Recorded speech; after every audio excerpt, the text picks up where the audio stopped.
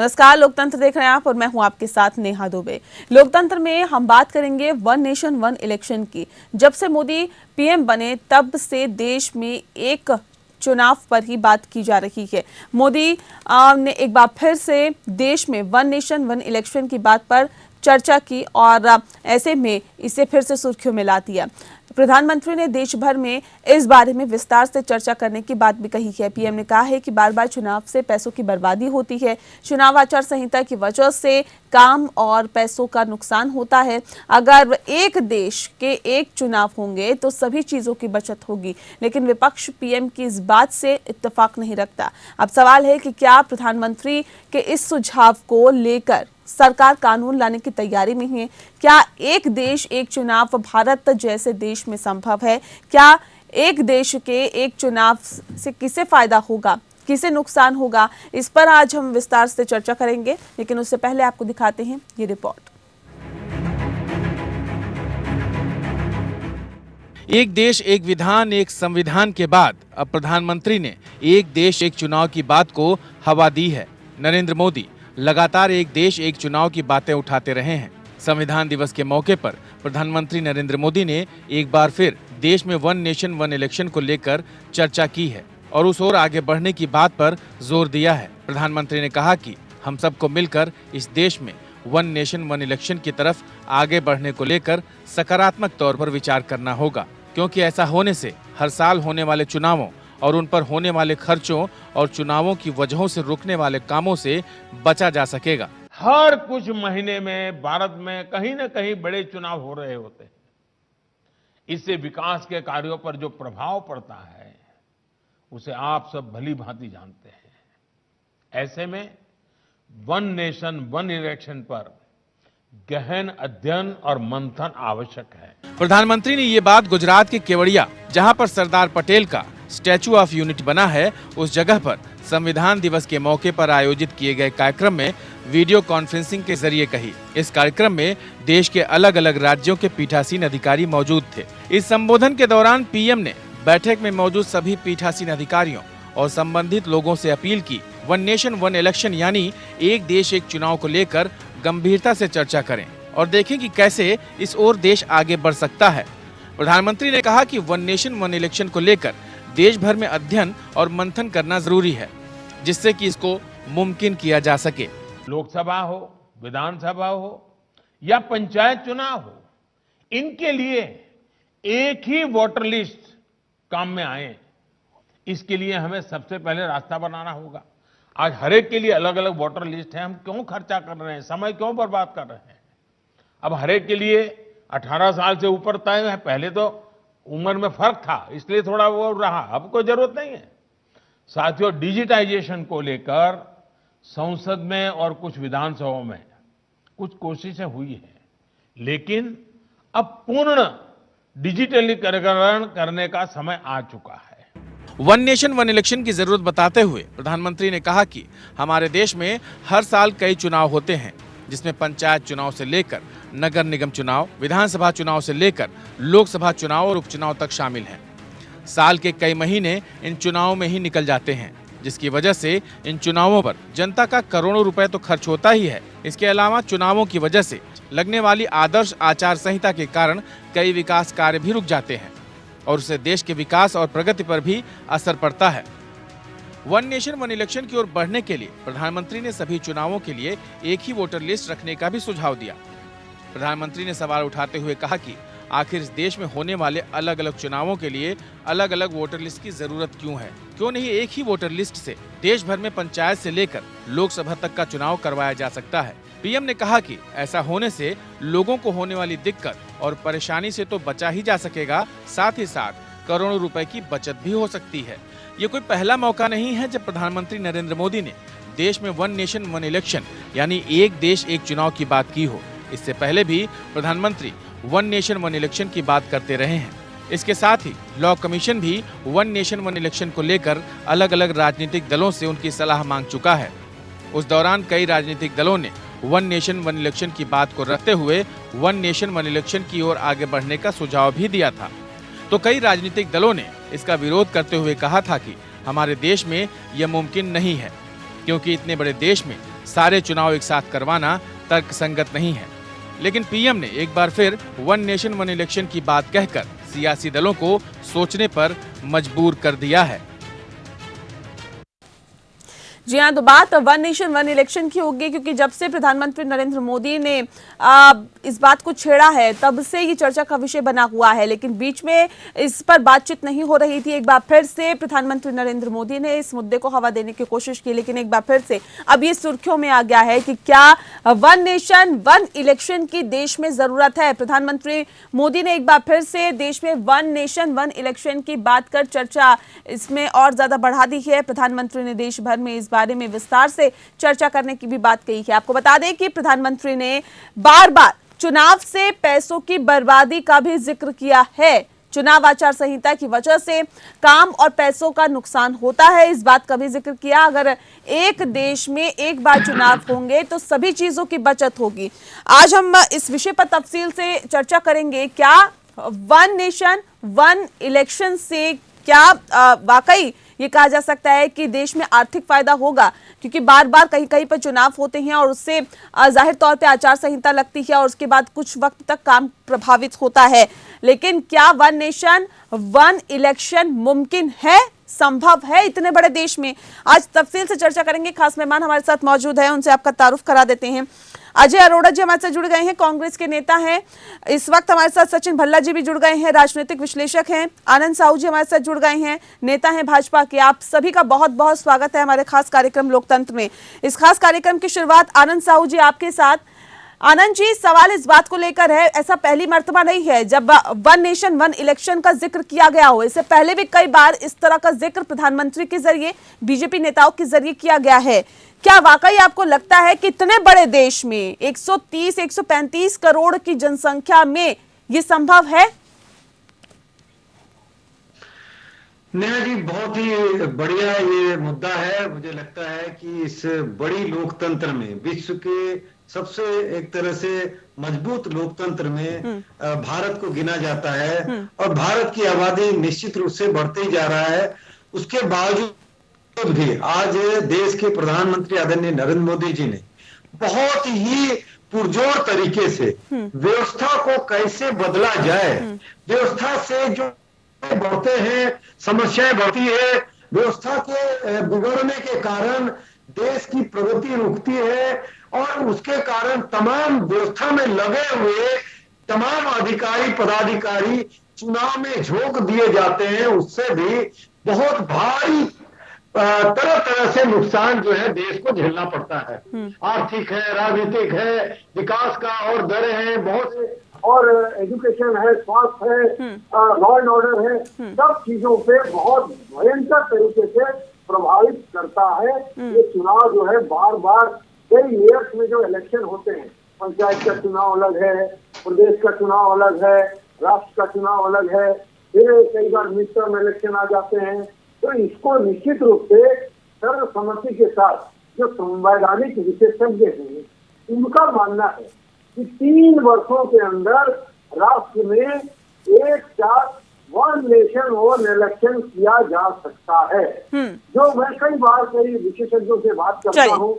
ठीक है, ठीक है सर, तफसील से और भी बातचीत हम आगे जारी रखेंगे। आनंद साहू जी, सवाल इस बात को लेकर है अजय अरोड़ा जी कि आनंद साहू जी कह रहे हैं कि ये संभव है, देश में 130 करोड़ जनसंख्या में भी ये संभव है और हम बहुत बेहतर तरीके से इसे मुमकिन कर सकते हैं। तो फिर अजय अरोड़ा जी, कांग्रेस का विरोध क्यों? एक देश एक चुनाव। नेहा जी, इस बात को प्रधानमंत्री जी ने कई बार बोला और हम तो चाहते हैं कि ऐसा हो, लेकिन संभव भी होना चाहिए। जिस प्रकार से प्रधानमंत्री जी ने पिछले दिनों में ये बात की तो इस पे इम्प्लीमेंट नहीं हुआ और ये बिल्कुल सबको पता है। जो अभी मेरे भारतीय जनता पार्टी के साथी ने की खर्चा बच जाएगा, कि सबको विदित है कि समय की बर्बादी बचेगी, धन बचेगा और विकास के कार्य प्रगति होंगे जो रुक जाते हैं। ये सारी बातें, इस सारी बातों में कोई भी निसंदेह नहीं है कि ऐसा होने से देश को लाभ होगा। लेकिन होना भी चाहिए नेहा जी। जमीनी स्तर पे भारत की जो व्यवस्था है, भारत के देश की व्यवस्था है, विभिन्न राज्य हैं, विभिन्न मौसम हैं, अलग अलग मौसम होते हैं। अच्छा, कहीं परीक्षाएं होती हैं छात्र छात्राओं की, कहीं परीक्षाएं नहीं होती, हर चीज देखना पड़ेगा। लेकिन फिर भी हम सकारात्मक बात करेंगे नेहा आज। अगर ऐसा संभव हो, हमें कोई इतराज नहीं है। हाँ। लेकिन ऐसा संभव है नहीं। सचिन भल्ला जी, क्या ऐसा संभव है या नहीं है? क्योंकि एक तरफ प्रधानमंत्री कहते हैं कि हमें डिजिटलाइजेशन की तरफ आगे बढ़ना है, हमें आगे बढ़ना है, विकास कार्यों को और ज्यादा कहीं ना कहीं गति देने की कोशिश करनी चाहिए। वन नेशन वन इलेक्शन की बात वो करते हैं। इतने बड़े देश में कांग्रेस कह रही है कि मुमकिन नहीं है, लेकिन भाजपा कह रही है कि मुमकिन है, बशर्ते बेहतर तरीके से इसे लागू किया जाए। कैसे देखते हैं इसे आप?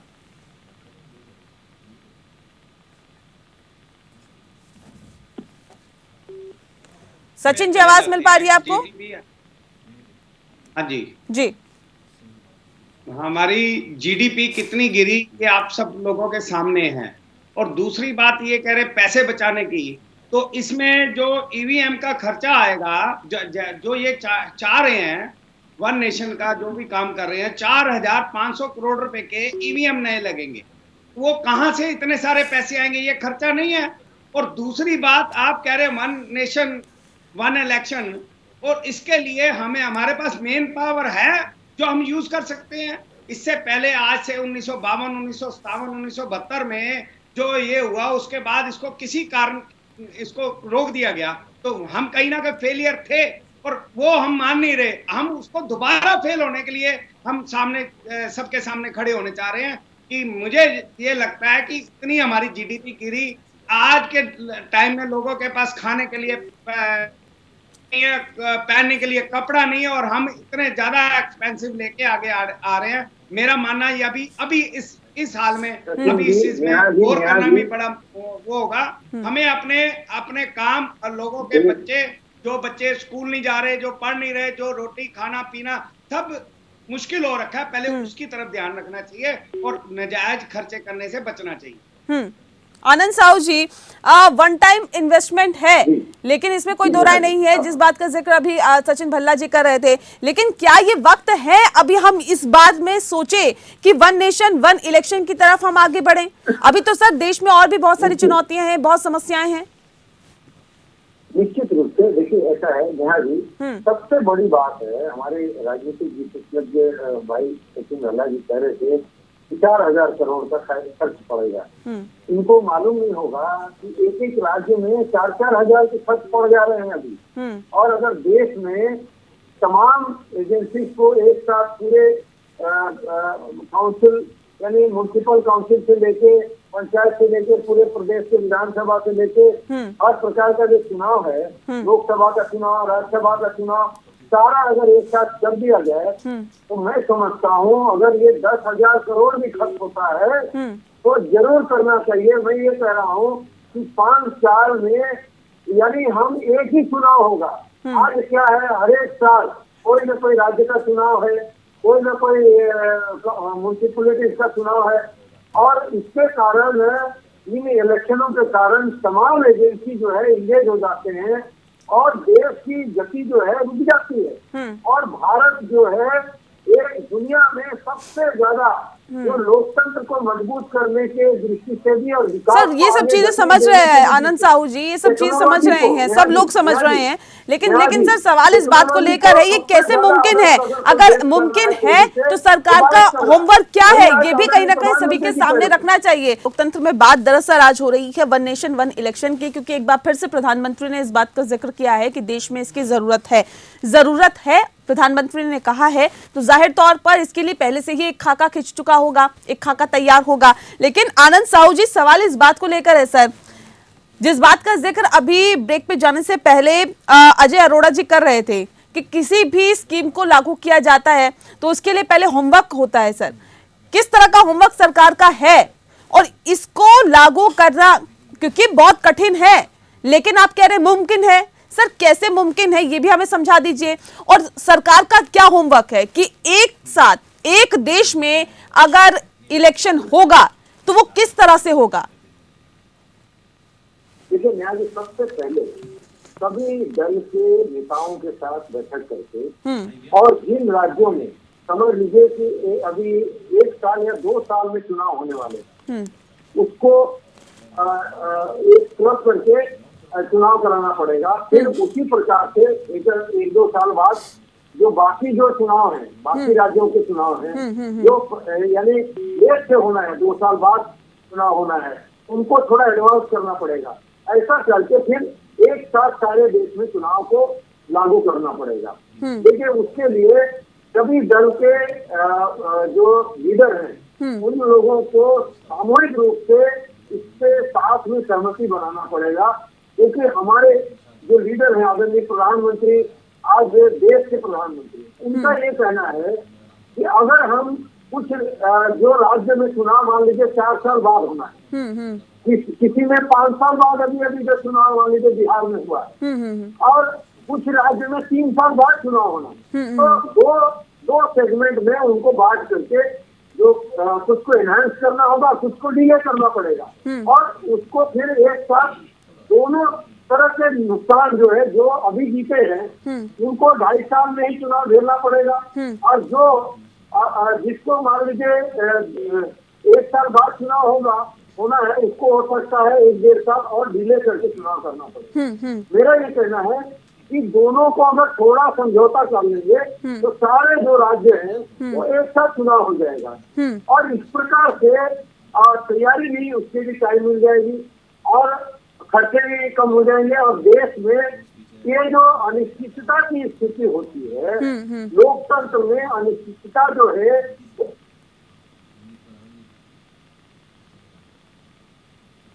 बोलता पड़ा चाइना को देखिए, चाइना में चुनाव होता ही नहीं एक तरफ से, बिकॉज दे डोंट नो लोकतंत्र, उनके यहाँ कोई डेमोक्रेसी है नहीं, तो उसका एक तरफ नुकसान तो है ही। ठीक है, आप ये कह रहे हैं कि सभी दलों को मिलकर कहीं ना कहीं इस पर सोचने की जरूरत है। सचिन भल्ला कुछ कहना चाह रहे हैं, सुन लेते हैं, उसके बाद फिर मैं आपको मौका देती हूँ। सचिन जी, देखिए अनंत साहू जी ने जो बातें बोली वो एक कॉपी के ऊपर लिखी हुई बातें हैं। इसको जब फॉलो करेंगे तो इसको आप क्या इतनी आसानी से कर देंगे? आप हमारे भारतवर्ष में अलग अलग देश है, उसमें जहाँ पे कोई किसी में बीजेपी का शासन है, किसी में कांग्रेस का है, किसी के में आम आदमी का पार्टी का है, पहले इनको बंद करने के बाद हमें 1 नेशन पे लेके आएंगे। पहली बात सर, साहू जी मैंने आपके बीच में बोला नहीं, आप मेरी बात सुनिए पहले।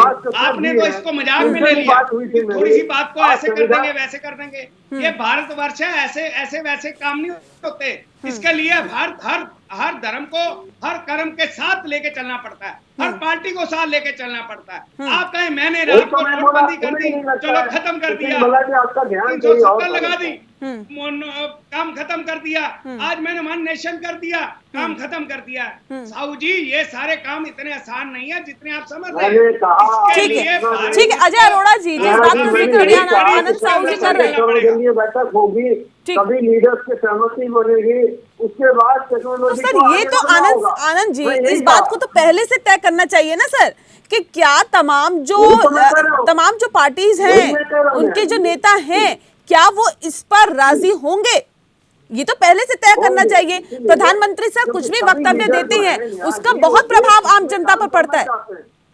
भारत के जितने भी लीडर हैं वो सेवा आपको पता है इस बात के ऊपर, आपको पता है कितनी शेयर मार्केट नीचे गिरने का आसार है, कितनी पार्टियों को अंदर से धक्का होगा कि क्या करेंगी वो। सचिन जी ठीक है सर, मैं मौका दूंगी आपको, आप बात मानी नहीं जाएगी। ठीक है अजय जी, सवाल इस बात को लेकर है, अजय अरोड़ा जी जिस बात का जिक्र अभी आनंद साहू जी कर रहे हैं कि सर ये देखना पड़ेगा कि कहां पर कब चुनाव हुए, और कहीं ना कहीं पर डिले करना पड़ेगा, कहीं पर थोड़ा जल्दी चुनाव कराना पड़ेगा, इस तरह से कहीं ना कहीं मैनेज करना पड़ेगा। क्या कांग्रेस पार्टी इस नीति पर चलने के लिए या मैनेज करने के लिए या फिर सरकार के साथ आगे बढ़ने के लिए तैयार है क्या? नेहा जी, कांग्रेस ने भी पहले प्रयास किए, सोचा, और वो संभव नहीं हुआ। जैसे मैंने पहले वक्तव्य में कहा, मुंह से बात निकालनी नेहा जी, और नहीं, किस चीज का प्रयास किया? किस चीज का प्रयास किया? जी, किस चीज का प्रयास किया कांग्रेस ने? जब 1952 की बात कर रहे थे सचिन भल्ला जी, मैं सचिन भल्ला जी की बात से इत्तेफाक रखता हूँ। उन्होंने बड़ी अच्छी बात की। उन्होंने कहा जी एक चीज मुंह से निकालना और इम्प्लीमेंट दोनों अलग अलग चीजें हैं। जिस प्रकार से थ्योरी और प्रैक्टिकल, अगर मैं कोई कार खरीद के लाता हूँ और बुकलेट से मैं इंजन नहीं खोल सकता, तो प्रैक्टिकल होना बहुत जरूरी है। ये संभव नहीं है। और किस प्रकार से हम चाहते हैं कि संभव हो, ऐसा होना चाहिए। सर संभव होना ना होना उसको छोड़ दीजिए ना सर। अब ये बताइए कि क्या कांग्रेस पार्टी साथ में है? अब वो तो ये बीजेपी देखेगी ना ये संभव है या नहीं है। नेहा जी हम देश के साथ हैं और ये बिल्कुल संभव नहीं है। बता दूं इतना आसान नहीं है, क्योंकि मैन पावर, सबसे बड़ी मैन पावर। ईवीएम की बात की सचिन भल्ला जी से, इनकी बात से मैं इत्तेफाक रखता हूँ। और आनंद साहू जी ने बड़े प्यार से कह दिया वन टाइम खर्चा, वन टाइम, इतनी आसान चीज नहीं है। मुंह से कोई बात निकाल दी हो गई। अगर प्रधानमंत्री जी ने पहले भी बोला था, पहले क्यों नहीं प्रयास किया? राजनीतिक दलों से पहले क्यों नहीं बात की नेहा जी? पहली बार प्रधानमंत्री जी ने बोला, हमसे क्यों नहीं बात की? हमसे बात करते ना, इस बारे में बात ही नहीं की। आज संविधान दिवस पे आके और आपने गुजरात में बड़ी बड़ी बात कर दी। और उसके लिए पहले होमवर्क क्या किया आपने? क्या रणनीति बताई? रणनीति कोई भी काम करेंगे नेहा जी, हमें रणनीति बनानी पड़ेगी। उसके लिए साधन जुटाने पड़ेंगे, एक दिशा निर्धारित करनी पड़ेगी, समय निर्धारित करना पड़ेगा। और पूरे देश में कहाँ कहाँ चुनाव है सब देखना पड़ेगा। कैसे कैसे, इतना आसान थोड़ी ना। आज प्रधानमंत्री ने मंच में दो बहनों भाइयों ऐसा हो जाएगा, ऐसे नहीं होता। देश ऐसे नहीं चलता। देश चलता है काम से और इम्प्लीमेंटेशन से। जब तक इम्प्लीमेंट नहीं होगा तो मेरे को लगता नहीं कि संभव नहीं है भारत देश में। जी आनंद साहू जी कुछ कहना चाह रहे हैं, सुन लेते हैं। देखिए ऐसा है, मैंने यही कहा कि सबकी सहमति के साथ देश को मजबूत करने के लिए सभी दल इकट्ठे हो जाए और सब अपना अपना स्वार्थ को त्याग करके अगर हम लगेंगे तो बहुत ही आसानी से संभव हो सकता है। भारत जो है टेक्नोलॉजी में सबसे आगे से गति के साथ आगे बढ़ रहा है और विश्व को मालूम है कि भारत जो है वो बहुत ही तेजी से आगे बढ़ते जा रहा है। लोकतांत्रिक तरीके से भारत से ज्यादा मजबूती कोई दुनिया के कोई राष्ट्र नहीं है अगर आप देखेंगे तो। और इसीलिए संवैधानिक विशेषज्ञों का भी मानना है कि प्रधानमंत्री नरेंद्र मोदी जी जिस प्रकार से दृढ़ता के साथ, पारदर्शिता के साथ इलेक्शन को वन नेशन वन इलेक्शन की तरफ उसको जनता के साथ भी मिल करके और सभी दल के लीडर्स के साथ बात करके पार्लियामेंट में बाकायदा सर्वसम्मति के साथ इसको इम्प्लीमेंट करने के दिशा में लगातार अंदर ही अंदर सहमति बनाने का प्रयास चल रहा है। ये देखिए ऐसा नहीं है कि ये प्रधानमंत्री नरेंद्र मोदी जी एक बात कहते हैं तो उसके पीछे बहुत गहराई होती है। वो जुमला तो नहीं हो जाएगा, महात्मा की तरह जी रहे हैं। प्रधानमंत्री जी नरेंद्र मोदी जी के रूप में आए हैं, वो भारत का भी एक बहुत बड़ा भाग्य है। विश्वास नहीं है इसीलिए हमें प्रधानमंत्री की बातों पे विश्वास नहीं है। प्रधानमंत्री की बातों पे विश्वास नहीं है। अजय जी एक सेकंड सर, मैं आपको बता दूं सर, एक सेकंड सर, मैं आपको बता दूं कि सर्वदलीय बैठक सब जब वन नेशन वन इलेक्शन पर सर्वदलीय बैठक प्रधानमंत्री ने बुलाई थी, उसके बाद एक कमेटी बनाने का भी आग्रह किया था कि एक कमेटी इस पर बनाई जाए। 21 दल इसमें पहुंचे थे, 40 दलों को बुलाया गया था, राजनीतिक पार्टियों को 21 दल पहुंचे थे सर। आज आप कह रहे हैं कि जो कांग्रेस पार्टी है वो प्रधानमंत्री की बातों पर विश्वास नहीं रखती sir. One nation one election के समर्थन, सुन लीजिए सर, सुन लीजिए, एक सेकंड देखिए, बीच में मत बोलिए, पहले सुन लीजिए, एक सेकंड। एक सवाल इस बात को लेकर है अजय अरोड़ा जी, कांग्रेस पार्टी में सर, कांग्रेस पार्टी इसका समर्थन करती है या नहीं करती है? क्योंकि आपकी तो अलग अलग राय बटी होती है ना, हर मुद्दे पर दो राय निकल के सामने आती है कांग्रेस पार्टी में।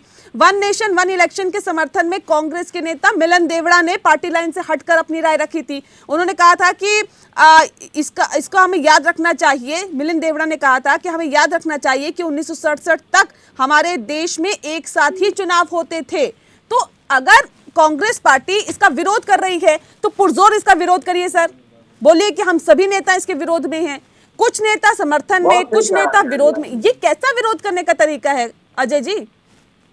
नेहा जी, मैंने कहा कि पहले भी प्रधानमंत्री जी बोल चुके हैं, हमें उनकी बातों पे विश्वास नहीं है। नेहा जी, बात ये नहीं कि हम समर्थन करते हैं नहीं करते हैं, 15 लाख हमारे खाते में नहीं आए, ठीक है। वो कहते मैंने जुमला किया था।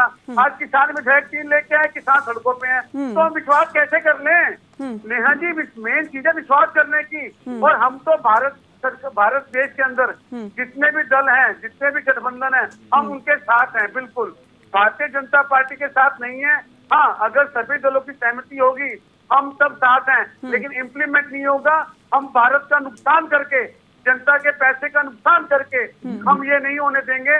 अगर लगेगा कि देश में नुकसान हो रहा है और हमारे पे पर्याप्त बल भी नहीं है इसे कार्य को प्रगति करने पे, ये ईवीएम मशीनों में खर्चा आएगा, तो क्यों भारत की जनसंख्या सर चुनाव होते हैं उसमें भी तो खर्चा आता है। कुछ दिन पहले आचार संहिता लग जाती है, कामकाज पूरी तरह से प्रभावित होता है। हर इलेक्शन में खर्चा आता है सर, आर्थिक तौर पर एक मोटा खर्चा आता है, कोई छोटा मोटा खर्चा नहीं आता, एक मोटा खर्चा आता है सर। क्या नहीं लगता है कि एक साथ चुनाव होने से वो एक बार का खर्चा होगा? नेहा जी, जीडीपी कहाँ है जो सचिन बल्ला ने बात रखी? नहीं तो आप अपनी बात रखिए ना अजय जी। देखिए ऐसे नहीं होता है सर, ऐसे नहीं होता। आप कहते हैं कि संसद का सत्र मत बुलाइए, लेकिन उसके लिए अगर वहां पर बुलाया जाता है तो कैसे बुलाया जाए? वो बीमारी बताते हैं लेकिन उसका इलाज नहीं बताते हैं। ये बड़ी समस्या है कांग्रेस के साथ सर। बताना पड़ेगा ना सर, बताना पड़ेगा ना आप लोगों को। डॉक्टर मानते हैं, जब प्रधानमंत्री खुद को डॉक्टर मानते हैं तो बीमारी भी ढूंढेंगे, इलाज भी ढूंढेंगे। जब खुद डॉक्टर बोलते हैं अपने आप को, प्रधानमंत्री तो बोलते हैं मैं राजपिता हूँ। देखो ना क्या सर, ये देश की बात है सर, ये देश की बात है। अगर आप देश के लिए आगे बढ़ने की बात करते हैं तो सर बताना पड़ेगा आपको कि कांग्रेस पार्टी क्या चाहती है, क्योंकि कांग्रेस पार्टी में ही धड़े बटे हुए हैं जो कुछ को समर्थन करते हैं, कुछ उसके अगेंस्ट में बोलते हैं। प्रधानमंत्री ने बताया कैसे करेंगे, मुझे आप बताएं नेहा जी। मैं बताता हूँ सर्वदलीय बैठक में, सर्वदलीय बैठक जो बुलाई गई थी सर, उसके अंदर क्या था बताइए, आप मुझे बताइए। मैंने कहा नेहा जी, बुलाया फैसला नहीं हुआ ना, तो मैं क्यों मना कर रहा हूँ? जब तक सबकी कंसेंट नहीं होगी, देश सर्वोपरि है, जब तक ये संभव नहीं है। मैं तो अभी भी कह रहा हूँ, पहले भी कह रहा था, सबकी कंसेंट चाहिए, सबकी हाँ चाहिए इसमें। जब आप खुद ही कह रहे कि इतने दल आए थे, इतने दल नहीं आए, तो बात तो साफ है ना भाई। आपको उत्तर तो मिल ही गया, जो आप उत्तर तलाश कर रही है नेहा जी, इसमें उत्तर तो मिल गया ना आपको। कई लोग नहीं चाहते होंगे, कई दल नहीं चाहते। कांग्रेस पार्टी क्या उन दलों से चलती है क्या सर? आप अपना स्टैंड तो क्लियर नहीं कर पाते, आप दूसरे के दलों की बात करते हैं कि फलाना पार्टी ऐसे करती है। सर आप बताइए ना मुझे, कांग्रेस पार्टी क्या चाहती है? आप वो क्लियर नहीं कर पा रहे। नेहा जी नहीं, मैं आपकी बात नहीं मानूंगा। मैंने पहले भी कहा कि ये संभव नहीं है, ये संभव नहीं है, इसमें मैन पावर चाहिए, इस पे खर्चा आएगा।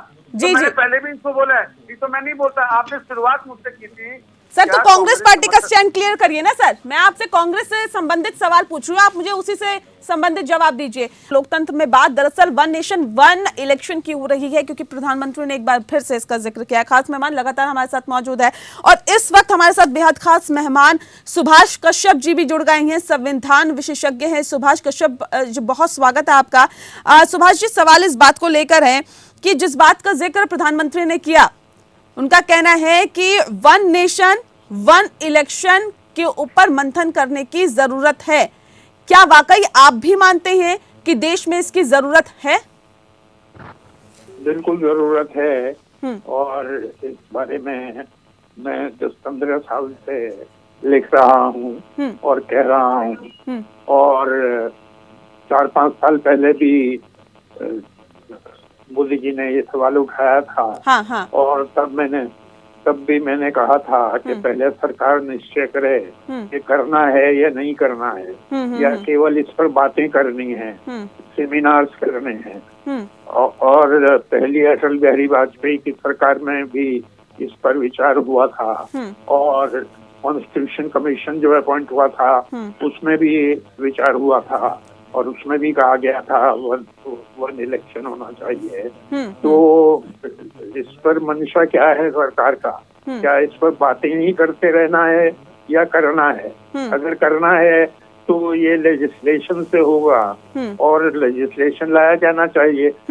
इसके बारे में बहस की जरूरत नहीं है, क्योंकि बहस बहुत हो चुकी, बिल्कुल, और बहस बहुत हो चुकी इस पर। सैकड़ों सेमिनार हो चुके हैं, कमीशन हो चुके हैं, कमेटीज हो चुकी हैं। लॉ कमीशन ने कंसिडर किया, कॉन्स्टिट्यूशन कमीशन ने कंसिडर किया, तो अब बहस का टाइम खत्म हो चुका है। बिल्कुल, बहस का वक्त खत्म हो चुका है। सुभाष जी, एक बहुत महत्वपूर्ण सवाल इस बात को लेकर है। देखिए, आप बेहतर तरीके से जानते हैं कि देश में पूर्ण बहुमत से भाजपा की सरकार है, एनडीए की सरकार है, और ऐसे में सर मुझे यहाँ पे ये भी समझाने की कोशिश करें कि अगर इस वन नेशन वन इलेक्शन को लागू करना है सर, इसमें कितनी ज्यादा जरूरत है कि सभी दलों की राय सहमति की ओर आगे बढ़े? क्या सभी दलों की सहमति लेनी जरूरत इसकी है क्या?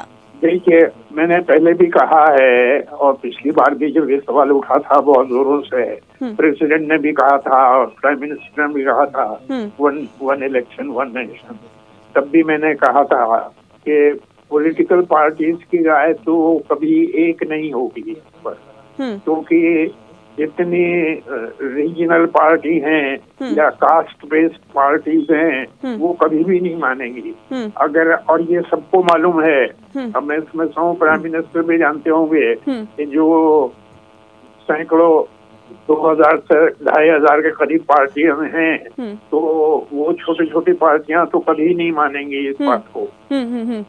बिल्कुल, उनकी अपील लोकल होती है, नेशनल नहीं होती है। कास्ट बेस्ड पार्टीज हैं, वो कभी नहीं मानेंगी। तो ये सोचना कि जब पार्टीज सहमत होंगी तभी करेंगे, तो ये तो वाइल्ड गूस चेज है। ठीक है सुभाष जी, एक बहुत महत्वपूर्ण सवाल ये भी निकल के सामने आता है सर। देखिए, जो छोटा देश होता है उसकी बात अलग होती है, लेकिन भारत 130 से 135 करोड़ की जनसंख्या वाला देश है, जहां पर इतनी तादाद में जनसंख्या है। ऐसे में क्या वाकई मुमकिन है यहाँ पर वन नेशन वन इलेक्शन की एक साथ पूरे देश में चुनाव हो? और सर, अगर इस कंडीशन में अगर किसी की सरकार, किसी राज्य की किसी विधानसभा चुनाव होता है, वहां पर सरकार नहीं बन पाती है, हंग हो जाती है, तो उस कंडीशन में क्या सर अगले 5 साल तक इंतजार किया जाएगा कि जब अगले 5 साल तक चुनाव होगा तब आप फिर पता चलेगा कि विधानसभा में आखिर किसकी सरकार बनेगी? देखिए, ये सब एस्पेक्ट्स बहुत डिटेल्स में डिस्कस हो चुके हैं। हाँ, और इस पर सुझाव आ चुके हैं। इलेक्शन कमीशन को भी कंसल्ट किया था। बिल्कुल, तो ये नितांत संभव है, और बल्कि होगा ये कि खर्चा बहुत कम हो जाएगा, सिक्योरिटी अरेंजमेंट्स कम हो जाएंगे, और एक ही टाइम पर पूरे देश में इलेक्शन हो सकता है। और जहाँ तक अलग अलग प्रदेशों का सवाल है, वो जैसे अब स्टैगर किया जाता है तो स्टैगर किया जा सकता है। ठीक है अजय अरोड़ा जी, सवाल इस बात को लेकर है, जिस बात का जिक्र अभी आप सुन रहे थे, सुभाष कश्यप जी कर रहे हैं कि बहुत जरूरत है देश में कि वन नेशन और वन इलेक्शन हो सर। तो क्या नहीं लगता कि समस्या के समाधान की तरफ हमें आगे बढ़ना चाहिए, बजाय ये सोचकर कि हम तो कांग्रेस पार्टी के हैं जी, हम तो विरोधी है, हम तो विरोध करेंगे? नेहा जी, जरूरत को तो मैंने मना भी नहीं किया, और मेरी शुरुआत इससे कि अगर ऐसा संभव होता तो हो जाता, ये मैंने शुरुआत की जी। और जहाँ तक अभी मैंने सुभाष कश्यप जी को सुना, बिल्कुल ठीक बात की कि कहना की बातें तो कई बार हो चुकी, कई अधिवेशन, कई सेमिनार हो चुके, ये स्वयं स्वीकार कर रहे हैं। और इन्होंने ये भी कह दिया कि जो छोटी मोटी पार्टियां वो नहीं चाहेंगी। और अभी आनंद साहू जी की बात को जवाब मिल गया कि सभी दलों को बैठ के निर्णय निकल आएगा। मेरा मानना सिर्फ नया जी इतना है, भारत देश में जैसे अलग अलग मौसम है, एक राज्य में मान लो गर्मी चल रही है, ग्रीष्म ऋतु, और दूसरे राज्य में बर्फ पड़ रही है, स्नोफॉल पड़ रही है, माइनस टेम्परेचर है, तो कई टेक्निकल चीजें भी सामने आएंगी, इसे भी समझना पड़ेगा। तो सर, ये जो टेक्निकल चीजें हैं ये कांग्रेस को रखनी चाहिए ना। जब सर्वदलीय बैठक बुलाई थी अपने, ये क्यों बुलाई जाती है सर? जब सर्वदलीय बैठक बुलाई जाती है तो अपने इश्यूज आप रखिए। अगर आपको लगता है कि अगर कहीं पर कमियां रह सकती हैं, कहीं पर खामियां रह सकती हैं, उन समस्याओं को आप रखिए ताकि उनका समाधान निकाला जा सके, या ना सिर्फ विरोध किया जा सके। सर नहीं नेहा जी, हम विरोधी सकारात्मक सलाह देंगे। और मैंने एक तो मौसम की बात की, परीक्षाओं की बात की, छात्राओं की, किसी राज्य में परीक्षाएं कब होती हैं, किसी में दूसरे मौसम में होती हैं, दूसरे टाइम पे होती हैं, तो हर चीज को स्टडी करना पड़ेगा। और जहाँ तक नेहा जी, मैं आपकी बात से इत्तेफाक रखता हूँ, जब हमें बुलाया जाएगा हम सकारात्मक सलाह देंगे। हम देश के साथ हैं, सकारात्मक सलाह, लेकिन संभव होना चाहिए, ऐसे नहीं कि कई बार कह दिया।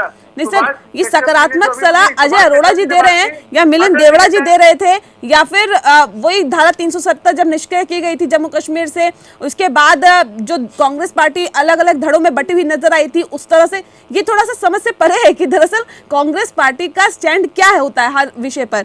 एक सवाल यहाँ पर, आनंद जी मैं आपके पास आऊंगी सर, आप कुछ कहना चाह रहे हैं, लेकिन उससे पहले मैं सचिन जी का रुख करती हूँ। सचिन जी, सवाल इस बात को लेकर है, ये क्योंकि ये तो कहा जा रहा है कि ये बड़ा मुश्किल है, लेकिन क्या ये उतना मुश्किल है जितना उसको हवा क्रिएट किया जा रहा है, या फिर जितना इस पर ये कहा जा सकता है कि इसका इस पे इतनी बातचीत हो रही है, जिस बात का जिक्र अभी सुभाष कश्यप जी कर रहे थे कि बातचीत तो बहुत हो चुकी है, अब समाधान की तरफ आगे बढ़ना चाहिए और इसका निष्कर्ष निकालना चाहिए।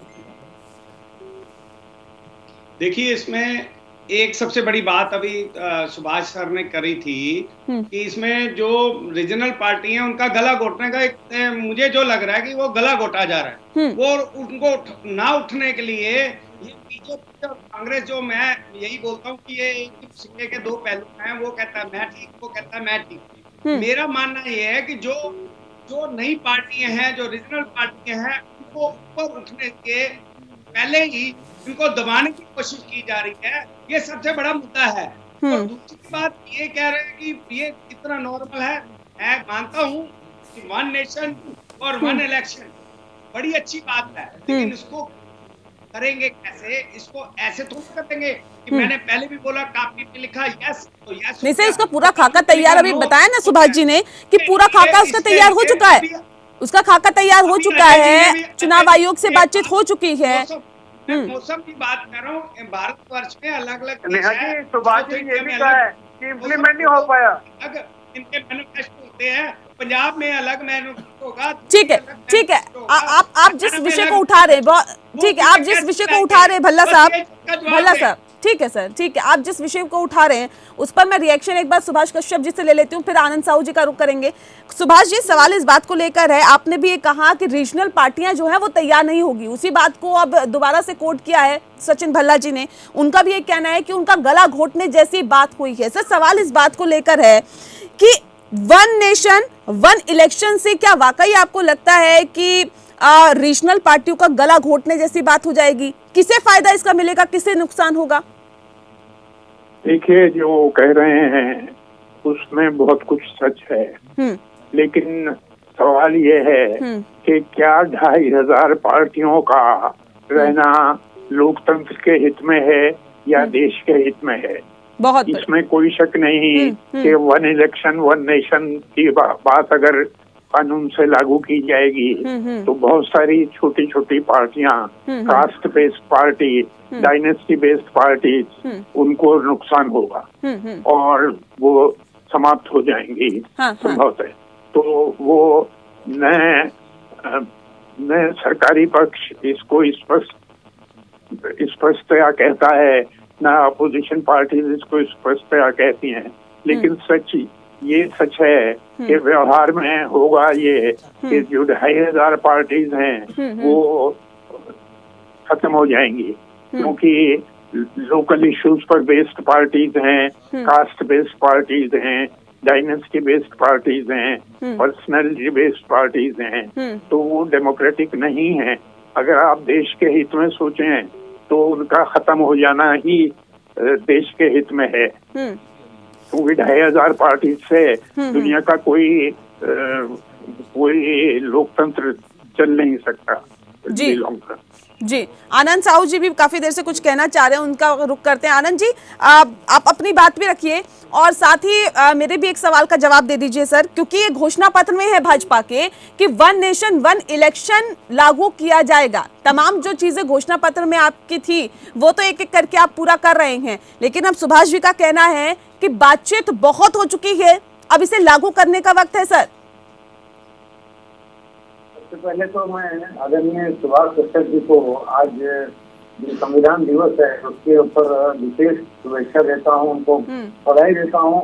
वो सचमुच में संविधान को कोई जीता है तो मानिए अपने सुभाष कश्यप जी, उन्होंने, मैं उनको देखा हूँ, बड़ा उनके जो अनुभव है वो चलता फिरता संविधान है, और उन्होंने बहुत ही बारीकी से अभी कहा कि देखिए, राष्ट्र का जब फायदा देखना है, लोकतंत्र का जब फायदा देखना है तो हमको बड़े मन से एक निर्णय लेना पड़ेगा और ले करके देश को आगे ले जाने के लिए जो सभी लोग शपथ लेते हैं कि भारत जो है आगे विश्व गुरु बने, उसके लिए हमको अपनी अपनी जो भी है निजी स्वार्थ को त्याग करके और लोकतंत्र की मजबूती और राष्ट्र की मजबूती के लिए ये करना पड़ेगा। और दूसरा सबसे बड़ी बात है क्षेत्रीय दल, बहुत बड़ी बात उन्होंने कहा कि वो कभी भी राष्ट्र हित में नहीं है, लोकतंत्र हित में नहीं है। आप देखिए क्षेत्रीय मुद्दा वो अलग बात है मुद्दों के आधार पर, लेकिन जातिगत अपने परिवारवाद और कोई अलगाववाद, कोई नक्सलवाद, इससे जो पार्टियां चल रही है वो हमेशा राष्ट्र के विरोध में है, यानी लोकतंत्र के लिए खतरनाक है। उनको अपनी पार्टियों में एनडीए में और किसी में आप उनको क्यों ले रहे हो? जो बात कही है और आदरणीय प्रधानमंत्री नरेंद्र मोदी जी सचिनी बात पूरी करने दीजिए, उसके बाद निश्चित रूप से वन नेशन वन इलेक्शन उनकी turning point for getting India developed and Bharat विश्वगुरु की तरफ जाएंगे। और मैं तो कहूँगा कि निश्चित रूप से आदरणीय सुभाष कच्छप जी जो बात कही है वो पहले से भी उन्होंने कई राय दिए सरकार को और ये कहा है कि ये संभव है, नियत आप संभव है सर, लेकिन चुनौतियां बहुत सारी है आगे, उन चुनौतियों से कैसे पार पाया जाएगा,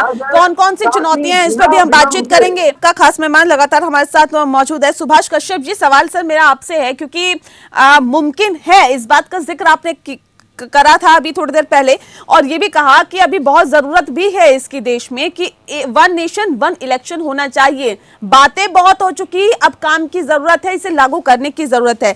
सर ये भी कहा जा रहा है कि कांग्रेस पार्टी की तरफ से, तमाम और विपक्षी पार्टियों की तरफ से कि मुमकिन नहीं है, लेकिन आपने कहा कि मुमकिन है, लेकिन जाहिर तौर पर सर कुछ भी काम हम करते हैं उसके सामने हमारे चुनौतियां होती है। किस तरह की चुनौतियां इसको लागू करने में सामने आ सकती है और उससे कैसे पार पाया जाएगा सर? देखिए चुनौतियां हैं जी, इसमें कोई शक नहीं है, बिल्कुल, लेकिन जैसा मोदी जी बार बार कहते हैं, हाँ, चुनौतियों को अवसर में बदलना उनको आता है। चुनौतियों को हमें अवसर में बदलना है। और जहाँ तक अपोजिशन पार्टीज का सवाल है वो अपनी जगह सही हैं, क्योंकि उनके हित में नहीं है, उनके हित में नहीं है। बहुत सारी पार्टियां, जैसा मैंने कहा 2500 से ज्यादा पार्टियां हमारे यहाँ इलेक्शन कमीशन में रजिस्टर्ड हैं, वो सब चुनाव लड़ सकती हैं। तो 2500 पार्टियां रखना राष्ट्र के हित में नहीं है, लोकतंत्र के हित में नहीं है। तो सवाल ये है कि हमें राष्ट्र देखना है या इन छोटी छोटी पार्टीज का हित देखना है, कास्ट का हित देखना है। और कास्ट बेस्ड पार्टीज हैं, डायनेस्टी बेस्ड पार्टीज हैं, उनके इंटरेस्ट में तो नहीं है वन इलेक्शन, और वो इसको देख पा रहे हैं कि उनके हित में नहीं है, इसलिए वो बोल कर रहे हैं। हालांकि वो साफ साफ ये नहीं कहते, वो कहते ये हैं कि मुमकिन नहीं है। मुमकिन तो टेक्निकल क्वेश्चन है, इलेक्शन कमीशन एग्जामिन कर चुका है, बिल्कुल मुमकिन है। सर ये भी आपसे जानना चाहेंगे कि सर ये कहा जा रहा है कि इसकी जरूरत है, इससे देश को फायदा होगा, क्योंकि ये मुमकिन है और इससे भले ही क्षेत्रीय पार्टियों को फायदा ना हो, उनको नुकसान हो, लेकिन इससे देश को फायदा होगा। सर देश को क्या कुछ फायदा होगा आपके अकॉर्डिंग? देश को देखिए, एक तो ये है कि बहुत एक्सपेंडिचर कम हो जाएगा, बिल्कुल, बहुत पैसा सरकार का करोड़ों रुपया बचेगा, बिल्कुल, इलेक्शन में खर्च होता है, वो बहुत कम हो जाएगा। जी जी जी। दूसरे पहली स्टेज में स्टेट असेंबलीज का और पार्लियामेंट का एक साथ हो सकता है, और सेकंड स्टेज में पंचायतों से लेके पार्लियामेंट तक सब इलेक्शन एक साथ हो सकते हैं। तो खर्चा कम हो जाएगा। दूसरे टाइम बहुत सेव हो जाएगा। तीसरे जो गवर्नमेंट है, गुड गवर्नेंस पॉसिबल होगी, गवर्नमेंट डिसीजंस ले सकती है।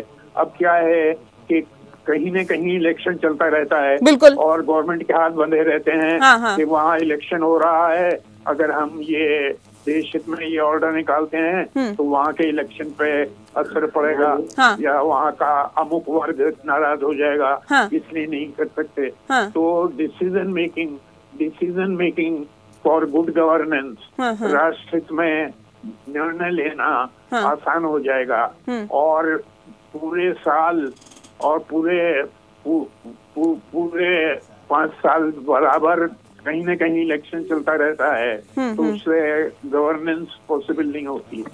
अभी जिस बात का जिक्र अभी सर थोड़ी देर पहले किया जा रहा था कि कहीं कहीं पर मौसम वेदर चेंजेस होते हैं, कहीं पर बर्फबारी होती है, वहां पर कैसे चुनाव होगा उसी वक्त पे जहां पर एक तरफ हैदराबाद की बात करें वहां गर्मी पड़ रही होती है, साउथ में कई जगह गर्मी होती है, तो पहाड़ी इलाकों में बर्फबारी हो रही होती है। सर ऐसे में पूरे देश में एक वक्त पे ही चुनाव कराना, इसके लिए सर और किस तरह की तैयारी आगे होनी चाहिए और कैसा वक्त मुकर्रर किया जाना चाहिए जिससे कि किसी को समस्या भी ना हो और तय वक्त पर चुनाव भी हो सके? सर देखिए, लोकसभा का इलेक्शन जो होता है हाँ। वो एक ही वक्त पे होता है जी। थोड़ा स्टेगर मैंने जैसा कहा, थोड़ा स्टेगर किया जा सकता है। लेकिन लोकसभा के लिए अभी भी जो इलेक्शन होता है वो लगभग एक ही समय पर होता है। और नॉर्मली इस समय ऐसा चुना जाता है,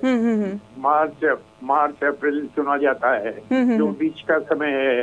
न कहीं बहुत ज्यादा सर्दी होती है, न कहीं बर्फ गिरता होता है। और थोड़ी बहुत तो इतने बड़ा देश है तो थोड़ी बहुत क्लाइमेटिक चेंजेस तो हमेशा रहेंगी। बिल्कुल ये सब चीजें चलती रहती हैं। ठीक है, आनंद साहू जी कुछ कहना चाह रहे हैं, सुन लेते हैं उनकी बात। ये सब बहाने हैं। ये सब बहाने हैं। असली बात ये है कि छोटी छोटी पार्टीज के हित में नहीं है। बिल्कुल और वो इसलिए अपोज करती हैं जी, और हमेशा करेंगी। ठीक है, साहू साहब कुछ कहना चाह रहे हैं, जल्दी से अपनी बात रखिए।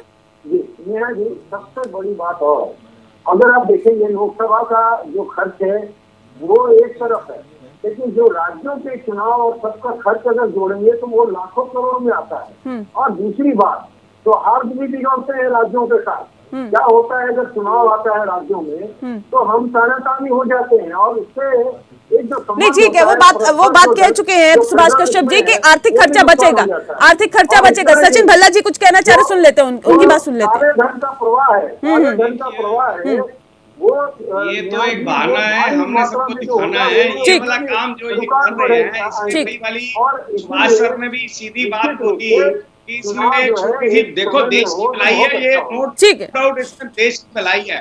और लेकिन इसमें जो 2500 के अलावा तो रीजनल पार्टी और छोटी पार्टियों की जो आवाज है वो बंद करने का एक सीधा सर, तो लोकतंत्र के लिए वो सही भी नहीं है ना। अभी सुभाष कश्यप जी ने उसी बात को कहा है कि लोकतंत्र के लिए क्या वो सही है 2500 से 3000 पार्टियों का होना? आवाज बिल्कुल खत्म करने का एक बहाना है।